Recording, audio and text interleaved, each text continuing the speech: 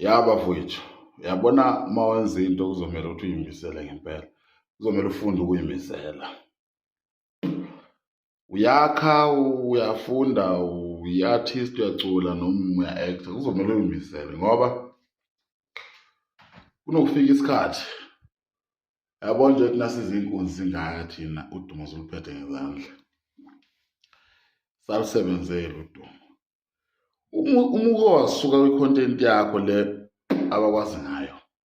Wathi okay, njengoba ngumuntu ngeke ngenza into yodwa, ake ngenzwa kunye. Abantu bagxeka kuze kushona ilanga bekugxeka abantu, yabo.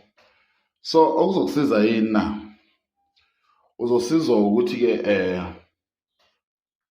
ungabanaki abantu. Gxila impela entweni yakho, ubambelele. Abantu bayilima impela abantu.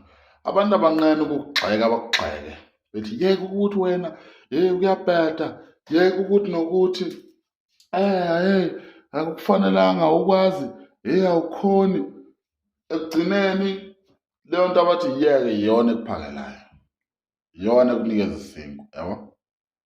Ungayiyeka leyo nto, phelele indawo kuhlala, uyohlala emgwaqeni, ulambe, uzace, ube mumbi, ube isibotha.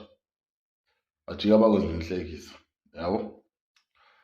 Kade ngiku-TikTok namhlanje, ngahlangana nale nsizwa ekuthiwa ukuthi uqabanga. Qabanga ulive, kuyakhomenta okunye ukuthi uqabanga ngithi ukhonza kwaShembe.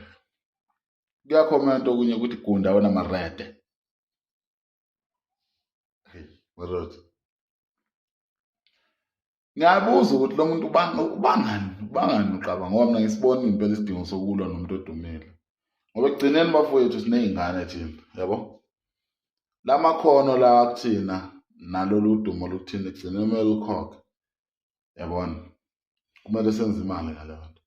So yiyekeni ngempela le nto yokuthi eSouth Africa uma ubona umuntu ezama umdlela umona uzubonisa ukuthi ngempela unomona. No, ayikho right le nto le, ubuthakathi, yabona. Mina nje ngibona umthakathi uma ngenza into yami umuntu ebuye egxeka, ngibonela umuntu oloya, ngibona umthakathi impela nje. Futhi ubuthakathi bakhona wawufundiswa unyoko. Ingakho waze wafa eshintsha amadoda. Ya. Yini nomona kanje nini?